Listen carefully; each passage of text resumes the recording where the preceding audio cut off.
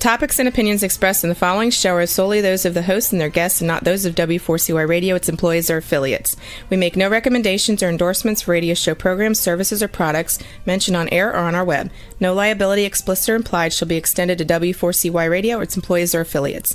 Any questions or comments should be directed to those show hosts. Thank you for choosing W4CY Radio.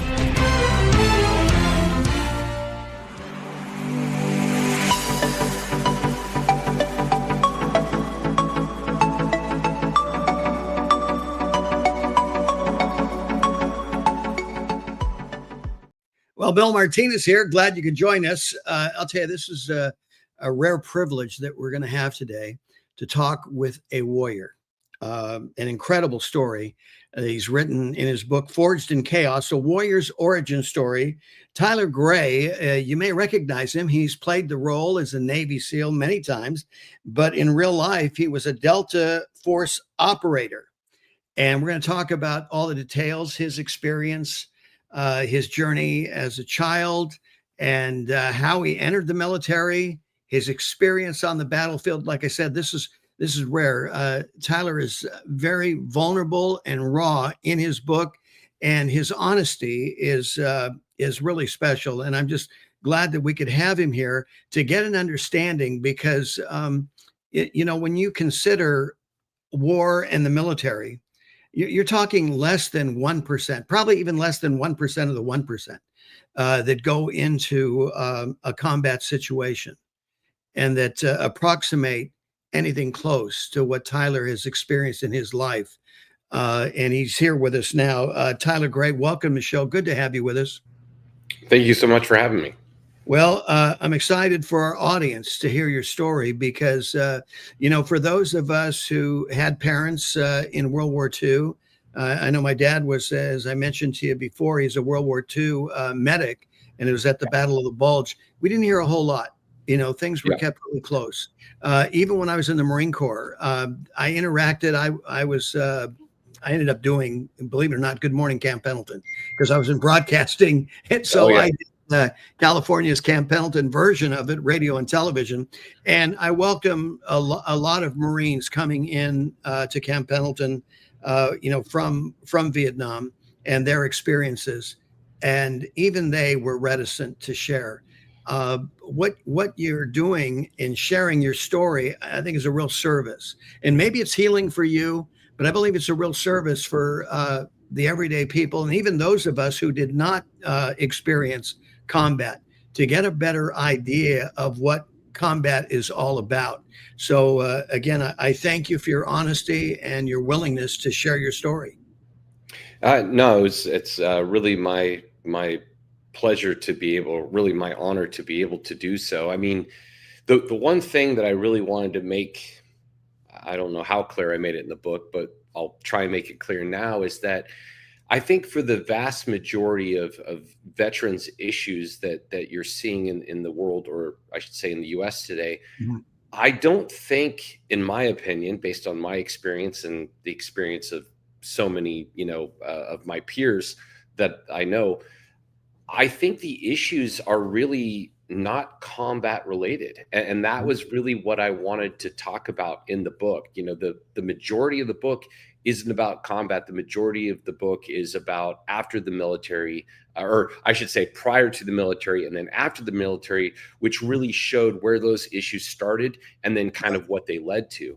And I really wanted to put that on the book and show that all veterans, and really everyone who's went through this same type of chaotic environment as children, has so much in common, whether we went to combat or not. And that was really what I wanted to show in the book.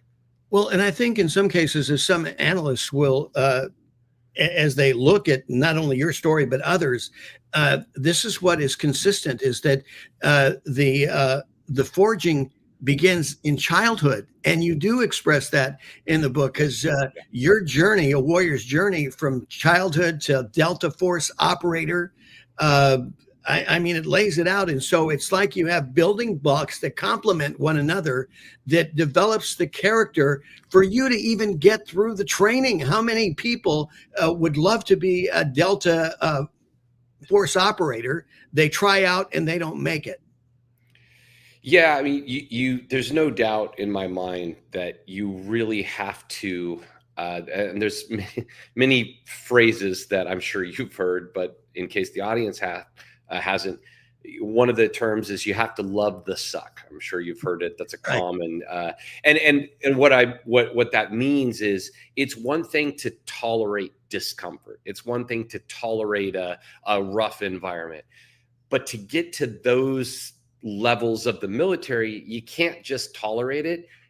There's got to be a part of you that likes it, that likes that discomfort, that likes that suck and that level of difficulty. And so uh, I think the only way to get to that level of liking it is it has to be somewhat intrinsic to your nature, and Mhm. that forging, again, as you said, for I think the vast majority of us started in childhood.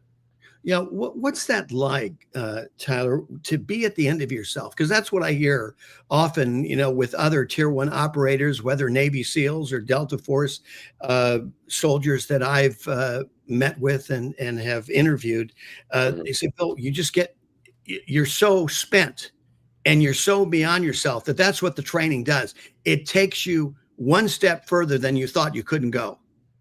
And then the Yeah. next day comes, right? Yeah, yeah, yeah. No, I mean it's definitely I think that's a good way to put it, which is we are all capable of much more than we think. And the only way to really find that out is to get pushed externally, I would argue, beyond any the only way to push yourself beyond what you thought is possible is for someone to push you Right. beyond beyond a state in which you thought you couldn't do. And I used to say this all the time about when people say, "Oh, I can't do one more. I can't do one more push-up. I can't do whatever."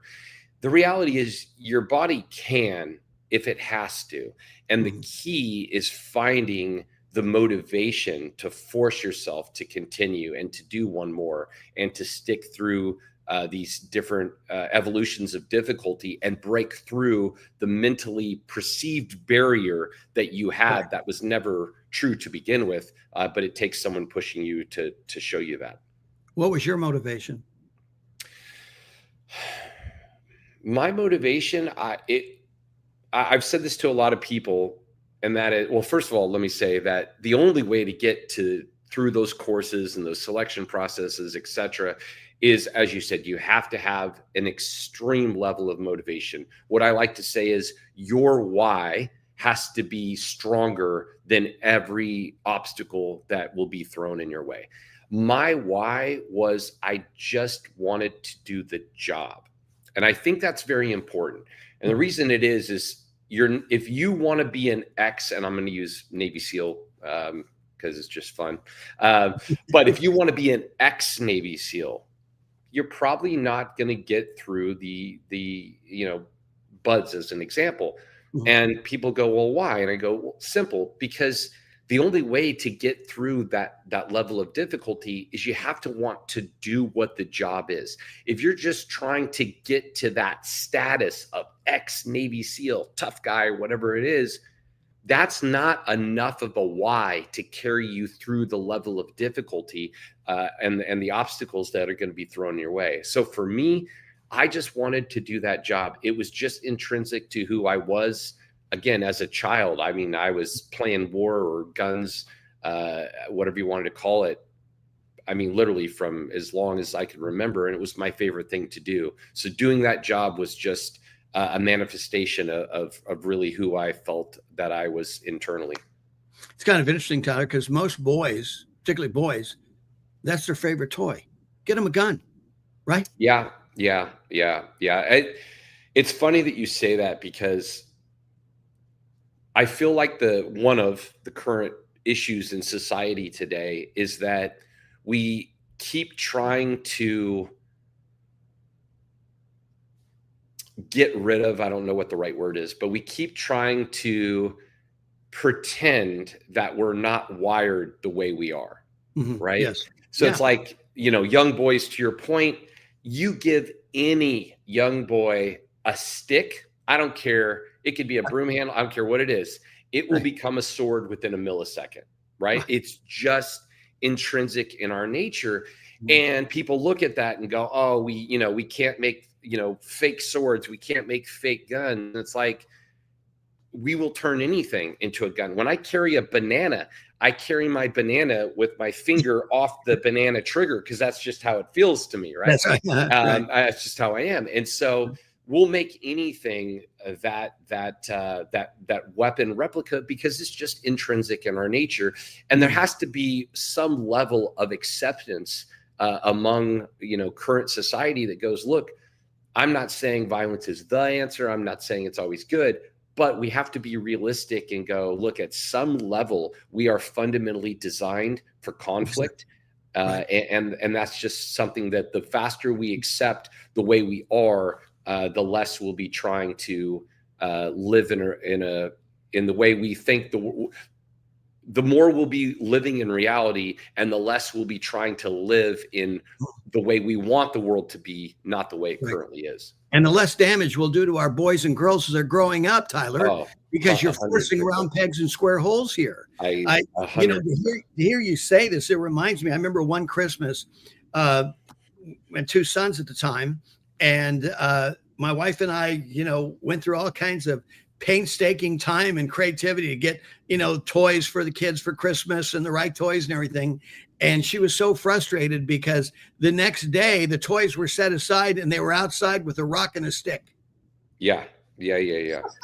Absolutely. And the thing, if you look at school, specifically elementary school, it's not, you look at a boy or a group of boys being loud in class, fidgeting, having to stand up, all those different things.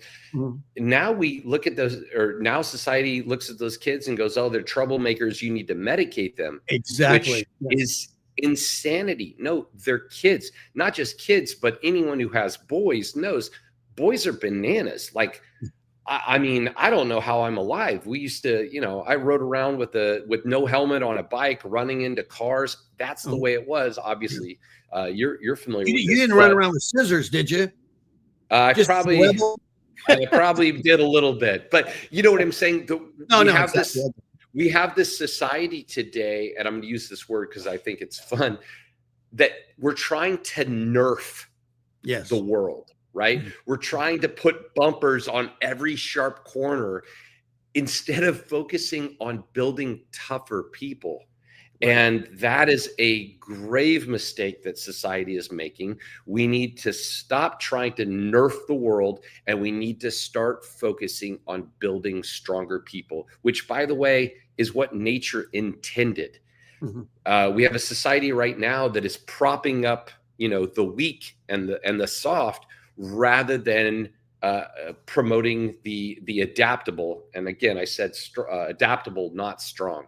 Survival of the fittest meant survival of the most adaptable, not the most physically strong.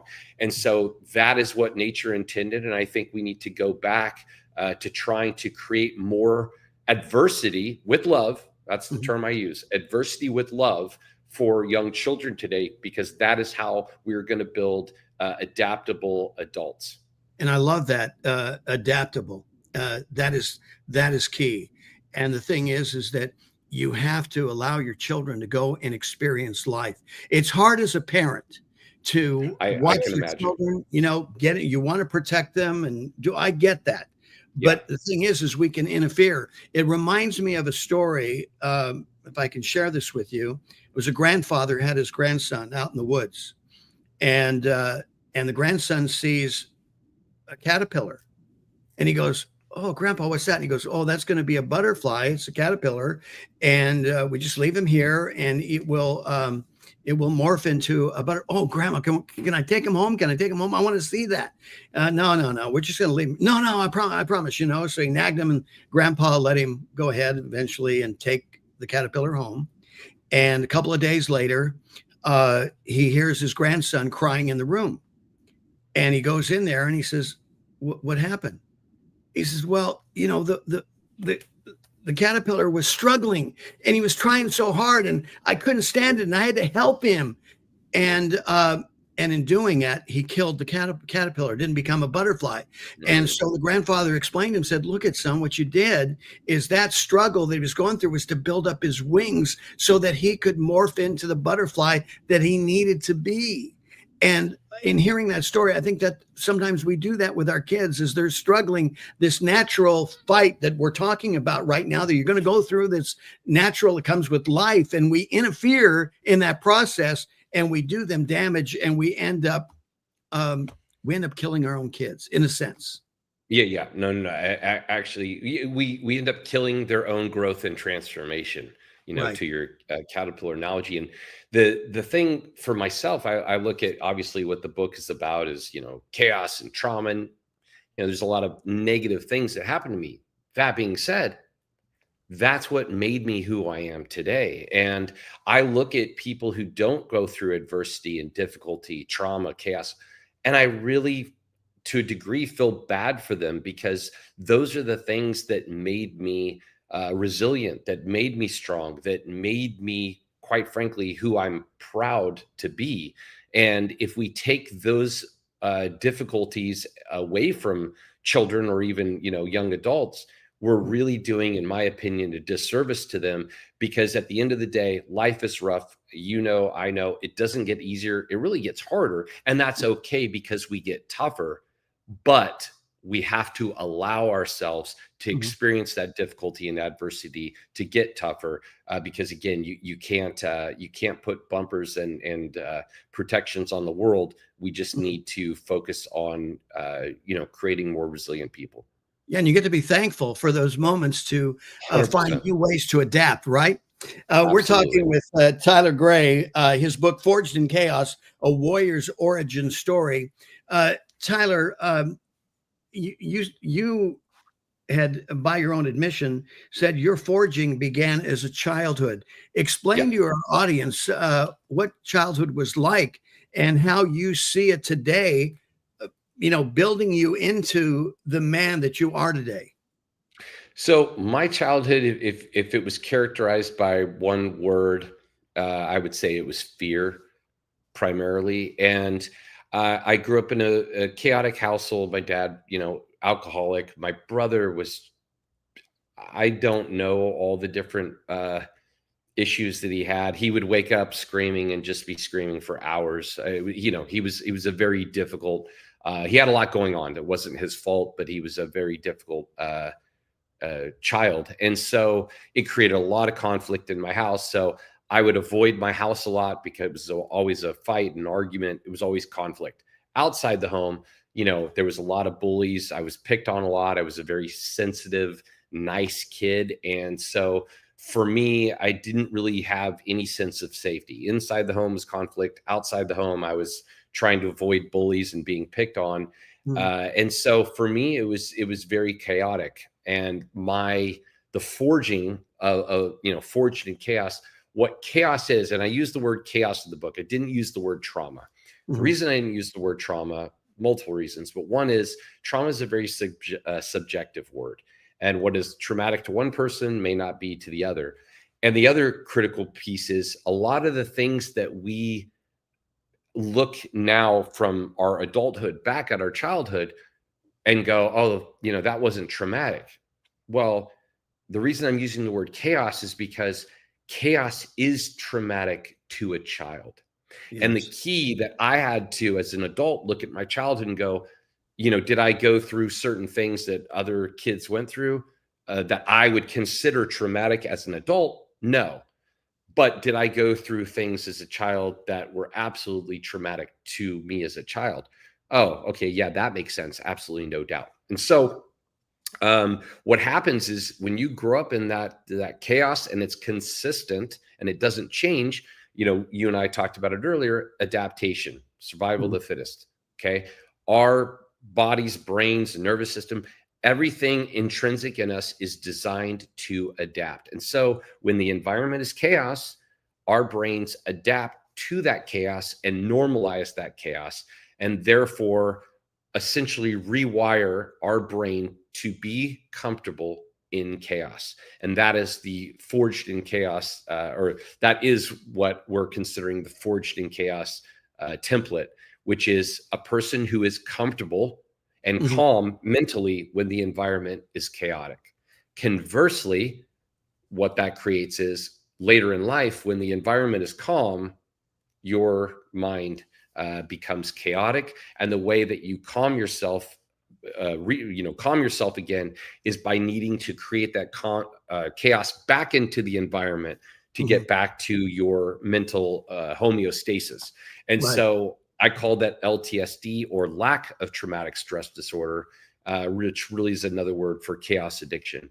And Mhm. that really, the Forged in Chaos template explains how this can happen in children, which leads to this mentality of creating chaos in adulthood.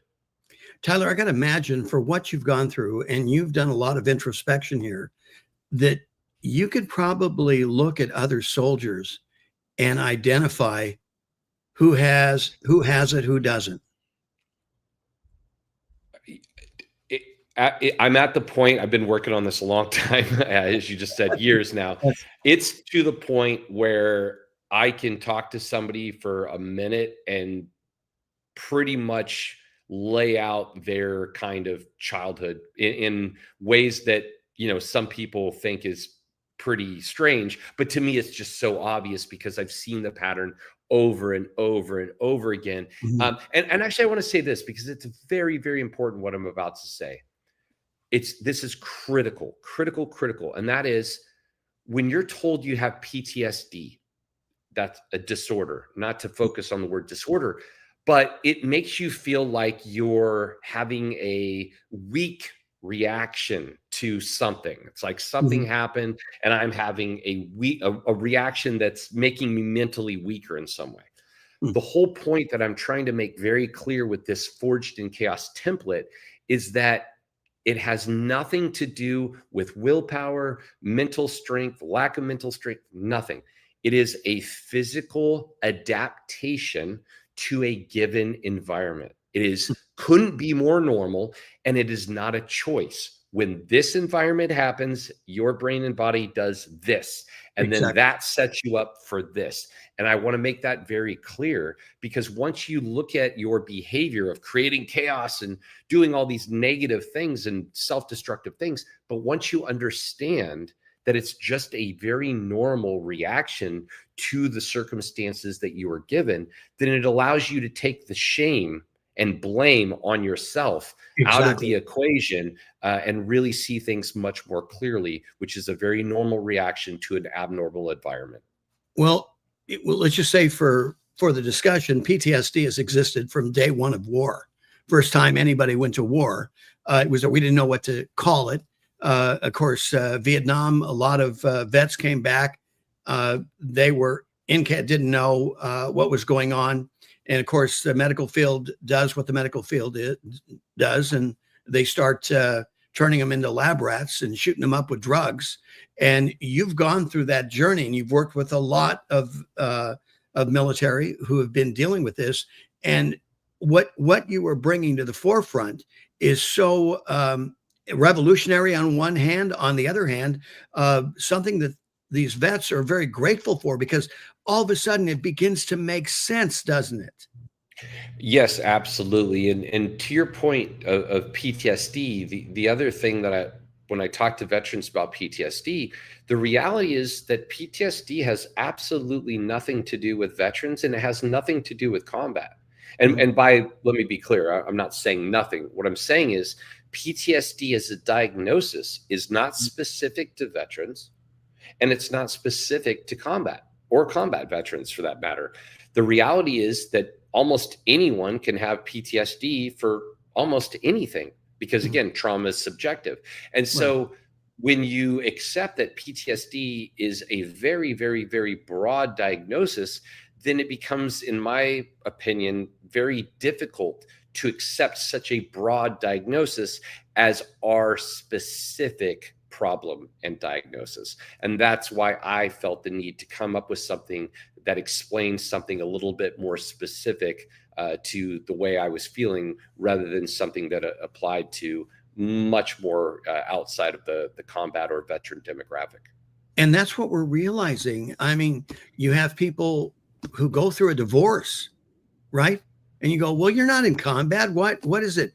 But again, it's the chaos that comes into their world, right?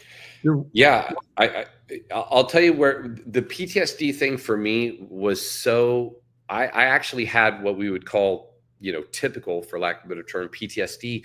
I got into a motorcycle accident. I got hit by a car on my motorcycle, and that was, again, for lack of a better term, textbook PTSD. And that was also another piece of the puzzle, because the difference between the military combat and veteran stuff and the motorcycle accident were so different that it allowed me to really see the differences in a very clear way. And that was, again, another piece that really led me to the realizations that are in the book. Yeah, you start connecting the dots. You live life, chaos is introduced, and then it's becomes, okay, how am I going to adapt this? If you have the mindset to even consider that, or do you just get stuck?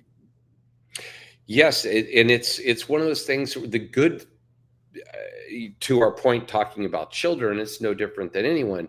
Is once you have the mentality that you are going to turn this chaos, this adversity, this difficulty, whatever it is, into growth, you have a decision when anything difficult happens to you. One is you're going to go the victim route, and it's going to be a negative impact, and it'll forever negatively impact you. The other is it's going to lead to me, fighting back, pushing back, getting back up, whatever it is, and then you're going to grow from it. And those are the two decisions, or the two paths, that you have every time something difficult happens. And if you continue to choose, the fighting back and the growing from that difficulty, that is really what leads to really the ability to overcome any obstacle, is, consistently choosing to fight rather than to stay down. Exactly. We're talking with Tyler Gray. He's the author of the book Forged in Chaos, A Warrior's Origin Story, Delta Force operator and SEAL team actor. You've been in like 4 or 5 series. Obviously your look is very familiar. He goes, well, he's a Navy SEAL. Yeah, I've gotten that. Yeah, I've played a SEAL or an ex-SEAL either 4 or 5 times. I'd have to go through and to remember exactly, but quite a few times. And I still, no matter how many times I say I wasn't a SEAL, I'll still get kids, asking me for tips on joining the Navy. So it is what it is. But it's one of those things. I tell people all the time, whether it's SEAL, Army Special Operations, Ranger, Marine Force Recon, at the end of the day, it's the same people. It's slightly different jobs and different, specifics or specializations, but ultimately the type of people that do any of those jobs are really the same person, just choosing slight differences for different reasons. I'm not a good swimmer. I don't float. And so the Navy SEAL option was never an option for me. But again, once you work with those people and spend enough time with them, you realize it's all the same people. And so wherever people, if they're interested in joining any of those units, I can give some level of advice, because again, I know the types of people that choose those vocations, and I can help steer them. Exactly. Well, Tyler, 10 years on active duty in the U.S. Army. You served in the Ranger Battalion, ultimately advancing to Delta Force Combat Applications Group. And you talk about being a warrior. For you, what does it mean to be a warrior? For me, and again, this is, subjective, but for me, I don't think the term warrior has anything to do with a job. I don't think it has to do with whether you wore a uniform or not, whether it's military, law enforcement, anything like that. I think being a warrior is very simply, it's a set of characteristics and attributes. And I think, in my opinion, I don't think it's something that we choose. I think it's just innate. I don't know where it comes from. I couldn't tell you.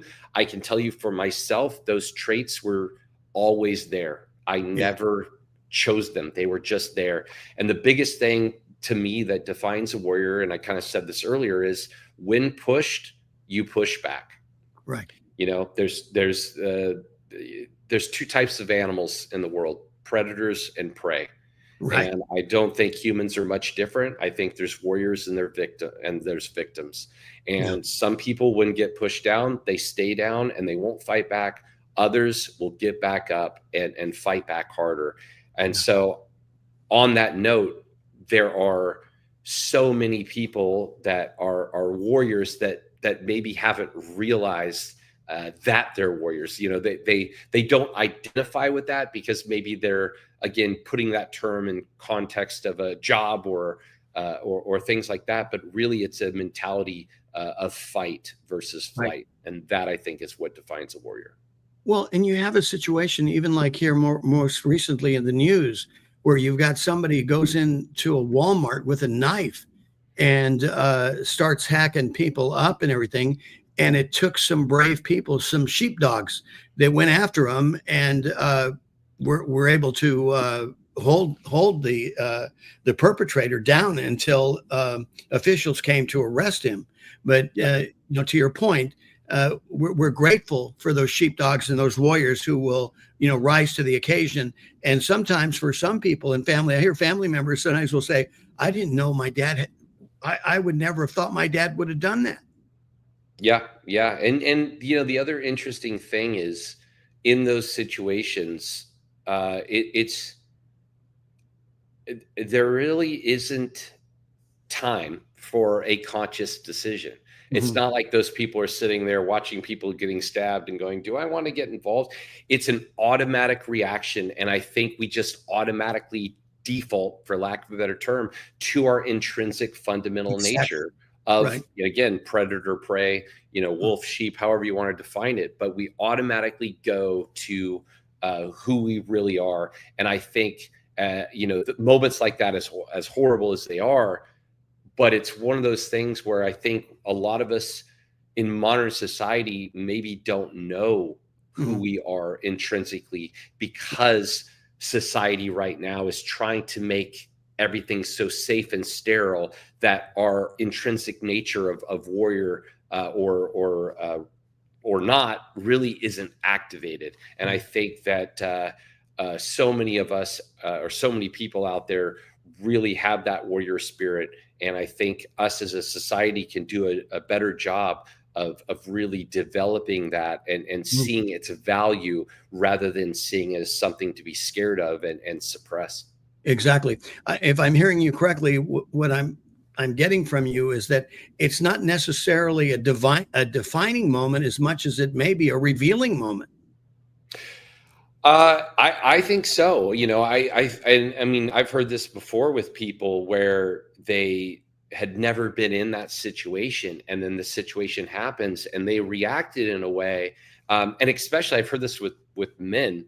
where they were scared. That might not be the best word, but they were worried. I don't know what the right word is. That they were shocked. Shocked is probably the better word. That Mhm. that was in them. Oh, I didn't know that I had the propensity to do violence on someone, you know, because they were protecting someone or something like that, and they had maybe never been in even a physical fight before. And it's interesting to see how much of our internal nature is ultimately suppressed, and not just suppressed, but it takes those difficult situations to find our true nature, what we really have inside of us. And those difficult times can pull that out of us in ways that some have probably never expected. Well, I got to imagine in a battlefield environment, you find out real quick. Explain to our audience. You know, for some, they may not understand what a tier one operator means. What is a tier one operator? Uh, that characterization, there's only a couple tier one units in the U.S. military. It's not to get into too much depth on what it stands for, but it's really a designation of a counterterrorism unit. Mhm. There's two main counterterrorism units in the United States, and it's really a very I think most people would be shocked if they knew how small those organizations are. And it's a very, very difficult process to get there. But what I would really say that characterizes the tier one mentality is really it's not about people that are strong physically. I mean, obviously it's physically demanding and difficult. But what I would say the most important thing that sets tier one operators apart is really the outside the box critical problem solving and complex systems analysis and figuring out how to get the desired end state by learning to work within a system and make it bend to their will. Mm-hmm. When people talk about military special operations, I always say it this way: it's called special operations for a reason. The missions are special. They're unique and they fall outside of the category that a conventional military unit could do. So when you have a special or specific mission set, it requires specific people, specific equipment, and specific training. And that's really what sets the special operations apart from the conventional military, is that specific specificity in the training selection and capabilities. Are the rules in engagement consistent? So rules of engagement are really determined by the theater at the time. I mean, the rules of engagement in Fallujah were completely different than the rules in Baghdad a year later. That being said, I'll say this: the rules of engagement for terrorism falls outside the Geneva Convention. Okay. So if you're doing a true, counterterrorism hostage rescue mission, you could definitely have a what's called a the rules of engagement, the ROE. The ROE could be very different than, the same unit's ROE in a mission in Afghanistan, so to speak. So ROE is not necessarily determined by the unit's tier, but it could be determined by the mission set, if that makes sense. Do you run the risk at times violating the ROE? As you say, and if I heard you correctly, when you hold up today the Geneva Convention, and that supposedly dictates the ROE, is it contemporary? Does it need updating?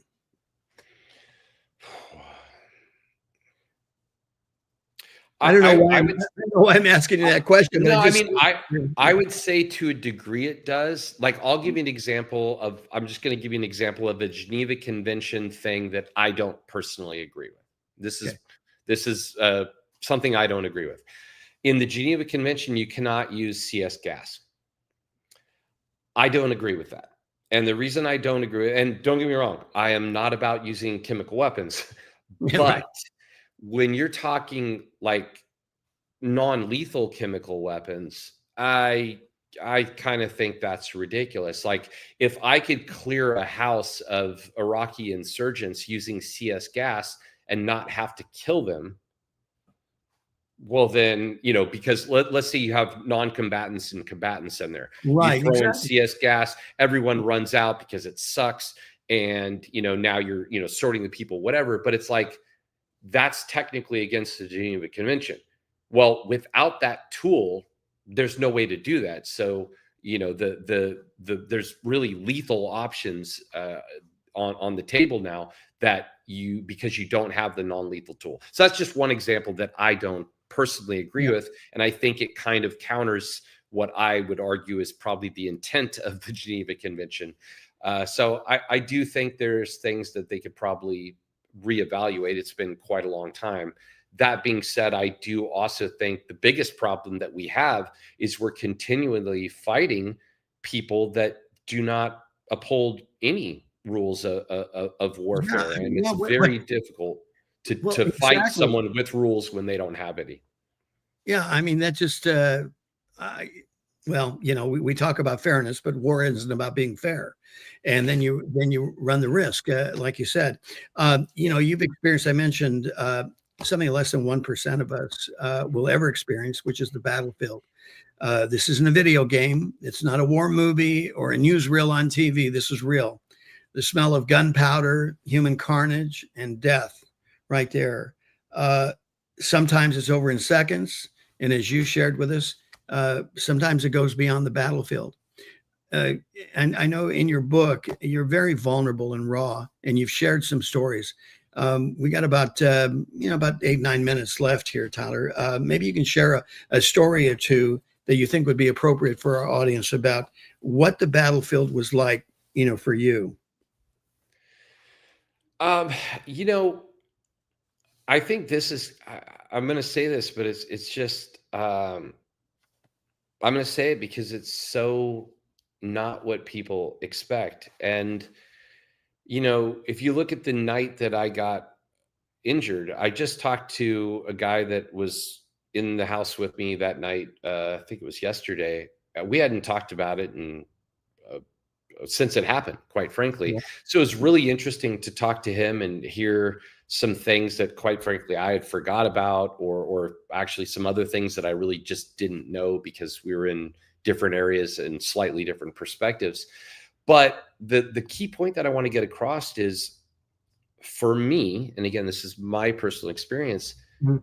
I was excited to be overseas. I was excited to be in a war zone. When we first went to Afghanistan, as soon as I got orders to go to Afghanistan, I re-enlisted for 6 years because I wanted to go to war. And I know that sounds weird. And I'm not saying that I'm not trying to sound tough or cool or anything like that. I'm just trying to explain, when you are so forged in chaos, war is chaos. And so I was excited to be in that chaos. It's like you're home, right?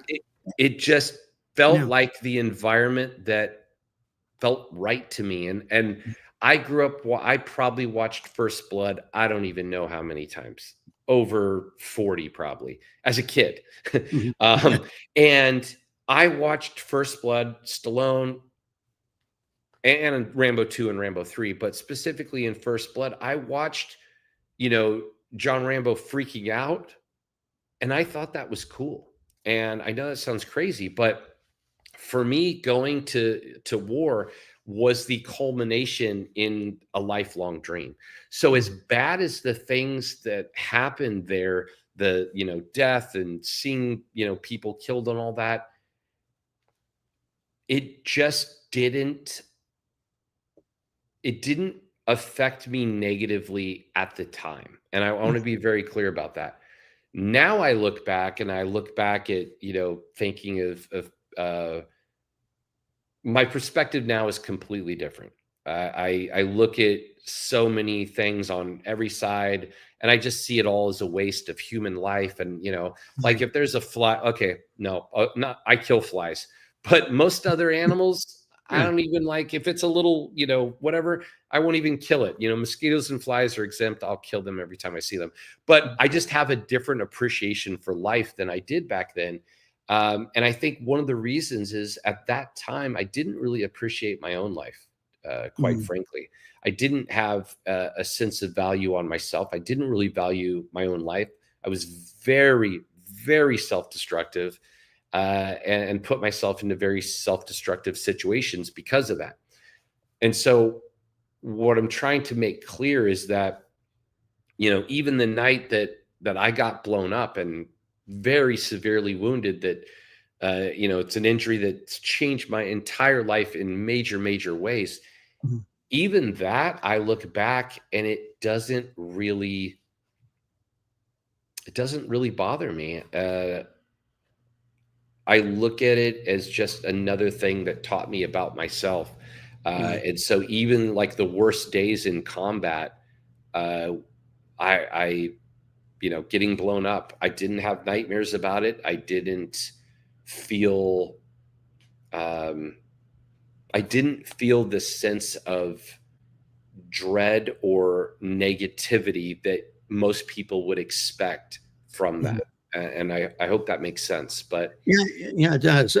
How long was the healing process for you, Tyler? it was a long time. It was physically about 4 years, because I had so many different surgeries to fix the. I lost every type of. I'll use the word tissue, but I lost every type of bone, ligament, tendon, muscle, artery, nerves. I lost one of everything. And so they had to rebuild it, one at a time from inside out. And so that took about a 4-year process. You're like bionic now, huh? What's that, sorry? You said you're like bionic now, huh? Yeah, well, yeah, I wish. One day I'll get a bionic arm. But it was about 4 years for the physical process, but the mental process obviously took much longer. And the loss of that chaos and that identity and that purpose that I had from that job is really what set off this multi over a decade, almost 2 decade search really for answers on why I had experienced what I had, and trying to find answers that explained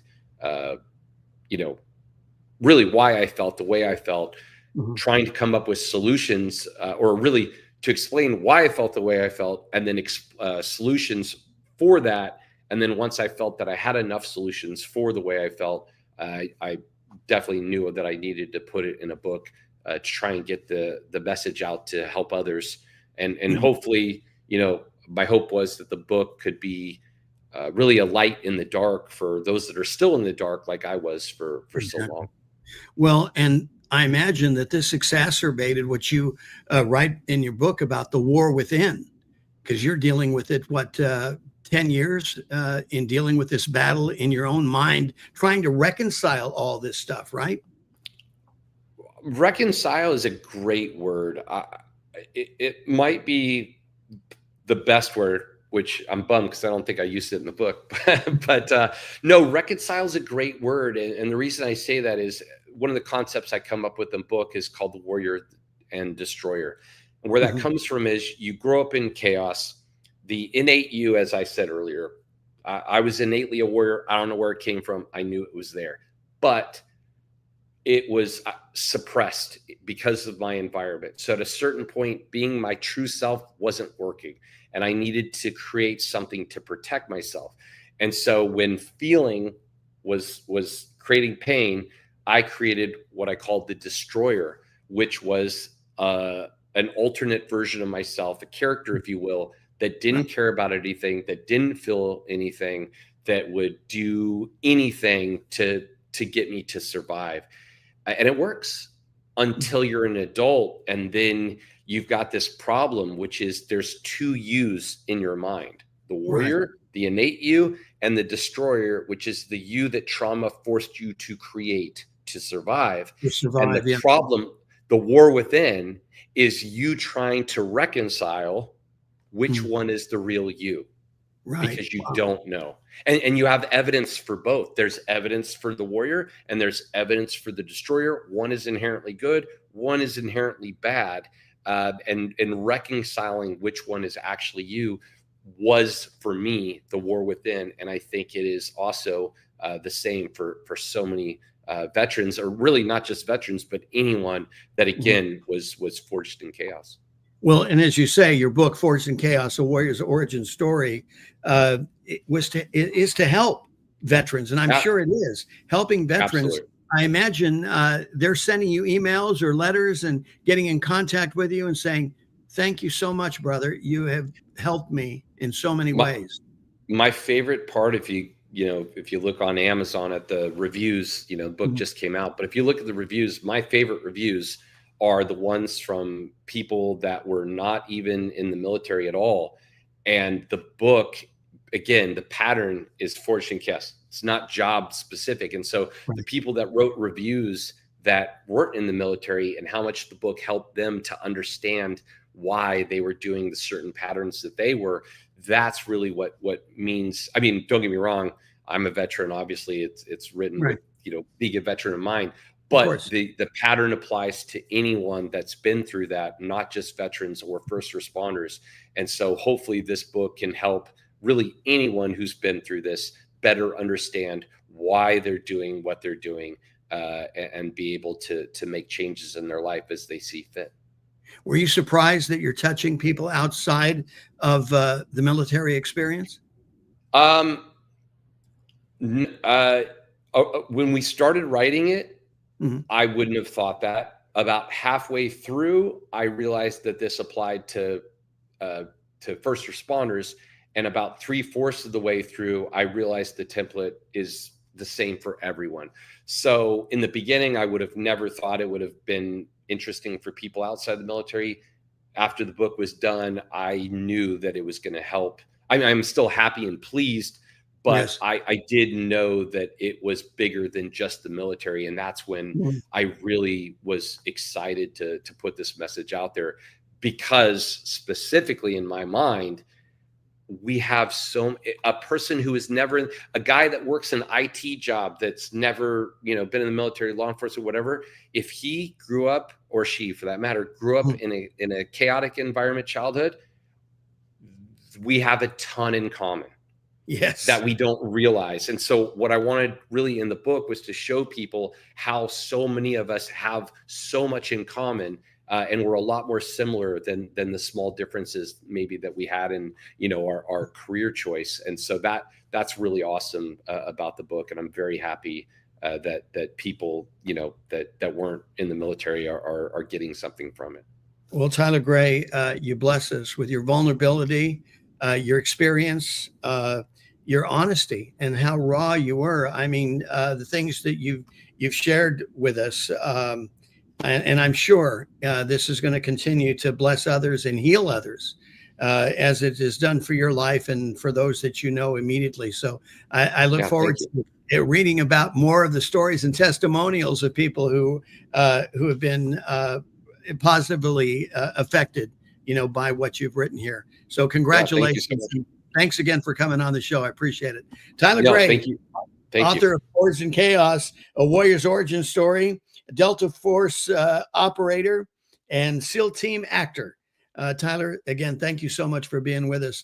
And you, ladies and gentlemen, thank you for sharing a part of your day with us to hear this incredible story. And I pray that this has blessed you, either you directly or somebody that you know that you will recommend Forged in Chaos to. This is an awesome book. So again, our thanks to Tyler Gray for coming on, and for you. Thank you for being with us. May God bless you and keep you. May he make his face shine upon you. May he be gracious unto you and give you peace. God bless.